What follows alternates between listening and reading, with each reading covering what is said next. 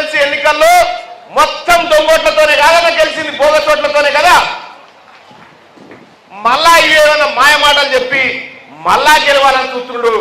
కానీ టీఆర్ఎస్ పార్టీకి ఏడాది మాసికం పెట్టుడు ఒకటే తక్కువ ఉంది, అంత అయిపోయింది. ఈ 4వ తారీఖు దాకా కూడా ఏ ఎమ్మెల్యే ఉండే పరిస్థితి లేదు. ఎప్పుడు పిలుపొస్తుందా గాంధీ భవన్ నుంచి అని ఎదురు చూస్తా ఉన్నారు. ఇంకా నైతిక విలువలు పాటించి ఇంకా పిలుస్తలేరు. కానీ రేపో మాపో అయిపోతుంది. కేసీఆర్ పార్టీ ఈ తెలంగాణ రాష్ట్రంలో ఒక చరిత్రలో కలిసిపోతుంది. అంతే, అంతకంటే ఎక్కువ లేదు. ఇక రెండోది, ఇప్పుడు బీజేపీ పార్టీ నుంచి ఒక ఆయన పోటీ చేస్తా ఉన్నాడు. ఆయన నేను ఈ టీఆర్ఎస్ పార్టీకి సంబంధించిన ఆయన ముగ్గురం రాత్రి V6లో కూర్చున్నాం. V6లో లైవ్లో కూర్చున్నాం ముగ్గురం. ఏం చేస్తావు సార్ నీకు ఓటు ఎత్తంటే నేను ప్రశ్నించే గొంతునైతాను ఒక ఆయన అంటుడు, నేను ప్రశ్నించే గొంతునైతాను ఒక ఆయన అంటుడు.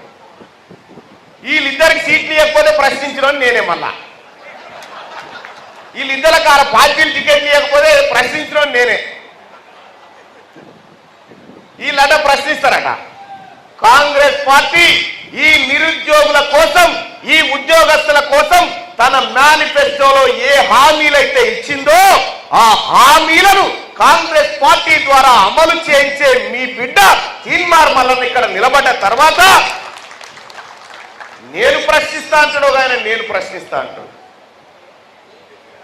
ఆఖరికి వాళ్ళ మీద దాడి జరిగితే వాళ్ళ పార్టీ వాళ్ళు పట్టించుకోకపోతే నేనే ప్రశ్నించిన వాళ్ళ తరఫున. మళ్ళా ఇలా కాంగ్రెస్ పార్టీ కార్యకర్తలే కాదు, తీన్మార్ మల్లన్న ఆఫీస్కు టీఆర్ఎస్ పార్టీ కార్యకర్త వచ్చినా ఆదుకున్నాం, వాళ్ళ తరఫున మాట్లాడినాం.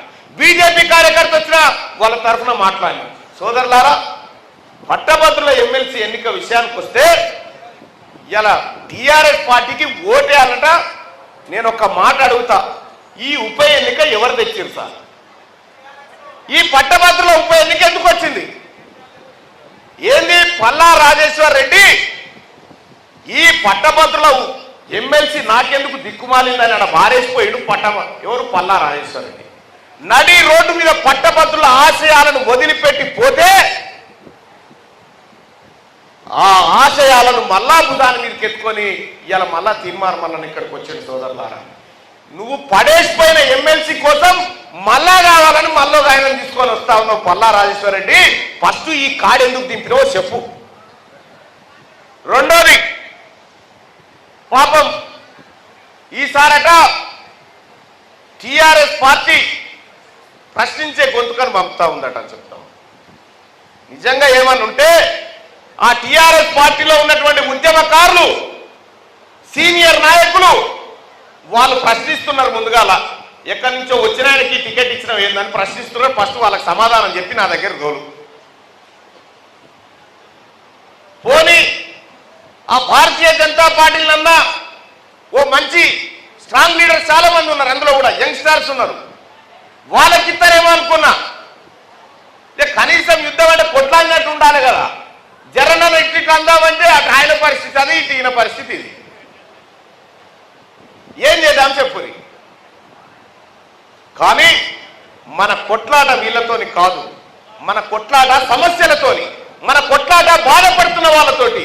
బాధపడుతున్న ఎవరైతే నష్టపోయి జీవితాలన్నీ పనంగా పెట్టిరో వాళ్ళ తరఫున మన కొట్లాట ఉండాలి తప్ప కానీ వీళ్ళ మీద కాదు అన్న విషయాన్ని మనం గుర్తుంచుకోవాలి. సోదరులారా, కాంగ్రెస్ పార్టీ సోదరుడు ఇప్పుడాక ఒక ఆయన వచ్చిపోయాయి జీవో 46 గురించి మాట్లాడన్నాను.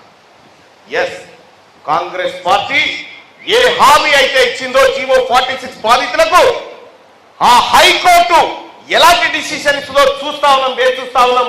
ఖచ్చితంగా కాంగ్రెస్ పార్టీ ఇచ్చిన మాటను నిలబెట్టుకుంటది, ఆ బాధితులకు న్యాయం చేస్తుందని చెప్పి నేను ఈ సభాముఖంగా తెలియజేస్తా ఉన్నా సోదరులారా.